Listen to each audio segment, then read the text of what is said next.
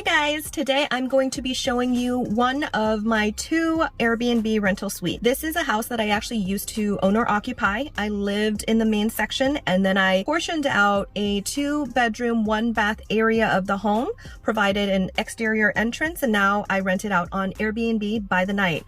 Some months it makes upwards of almost $3,000 in rent. I pay transient occupancy tax and I keep the rest.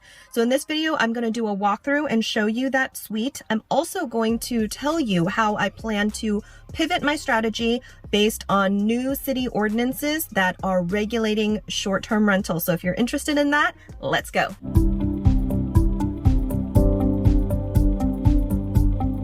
All right, you guys, so I'm parked right outside and I'm gonna go ahead and show you the inside of the home. We're gonna do a walkthrough and then at the end, I'll go over with you how the city permits have changed and what I'm going to do about it. As you can see, this street has ample parking, and this is actually a side fence that I then created this entry gate separate for this back suite.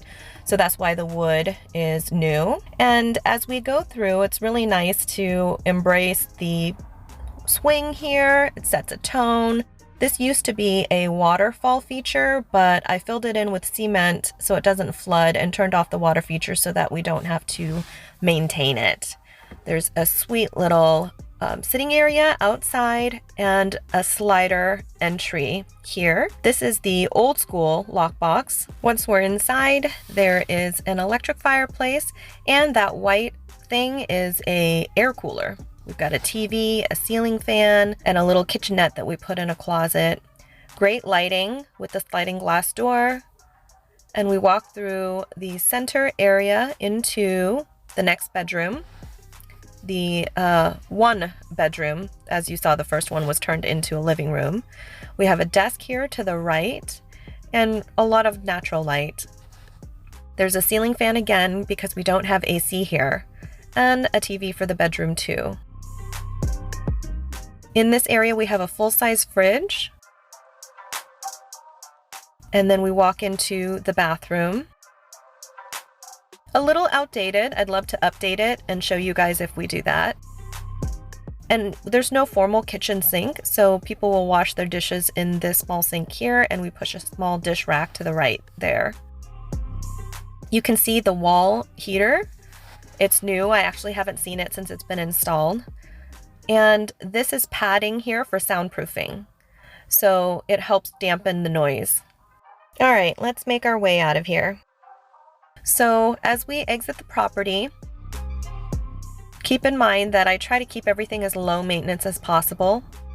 My landscaper actually charges me only 1 fee to maintain this lot, which includes this back portion, the yard of the main house, and the front yard. So as we leave here, you'll notice I put a sign up that says keep gate closed, because sometimes people don't close my gate and it drives me nuts. But look at all this parking that's here. It's especially awesome because of the corner lot.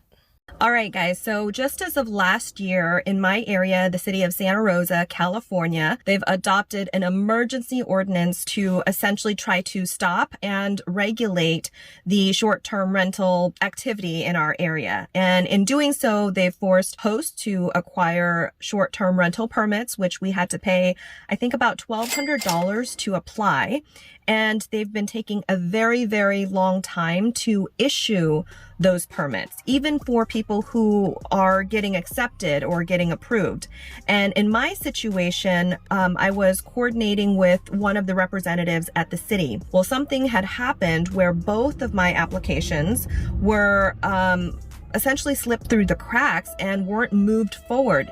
I didn't hear anything back from the city for about 6 months, but I had no idea that had occurred because this is the first time these ordinances are being put in place. So I actually didn't know how long it should take or when I should start following up. Well, by the time I had followed up with the city, they passed my application on to the next phase. And I realized in that moment, based on their response, that it should have been done 6 months ago and for some reason just got bottlenecked. right there. As a result, they had fined me for operating a short-term rental without a permit, even though my permit is in process. That's a long story for another day, but the point that I want to make with you here is three different things. The first thing is, when I bought this property, my game plan has always been that I would benefit from the cash flow from the short-term rental, because you do make a lot of cash flow from short-term rental as compared to long-term rentals. And because I sectioned off the home into multiple parts, that's especially true. So I'm cash flowing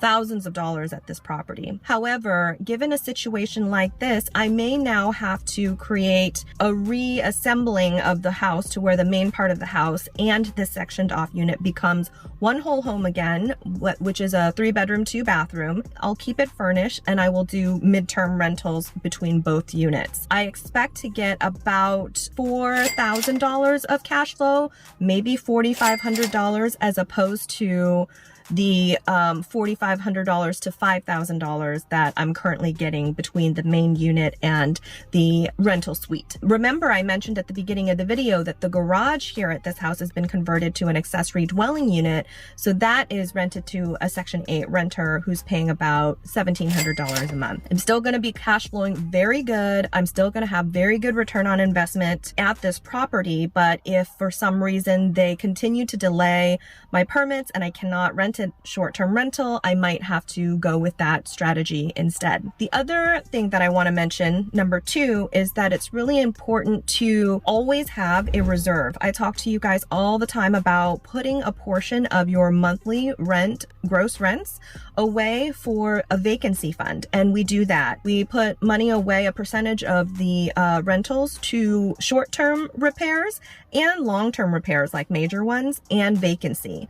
So in doing that, we can now afford some of the vacancies that has been brought on by these new regulations and permitting processes. If we didn't do that, we would be feeling very tight. I would be pretty uncomfortable, but as for right now, it's not really affecting my life or my lifestyle quite yet. If I get it resolved in the next few weeks or the next couple of months, I'll be sitting pretty. I'll lose some profits for sure, but at least the vacancy fund will make me feel pretty safe and secure. And the third component that I wanted to talk to you guys about in terms of being flexible and adaptable is that you have to not let things get in the way of your progress. So what I mean by that is I'm really upset with the city. I feel like they have totally dropped the ball and they're holding me fully accountable for not having a permit yet, even though it is them who delayed my permit process for 6 months with no explanation. That's how the cookie crumbles sometimes. And if I let that piss me off so badly that I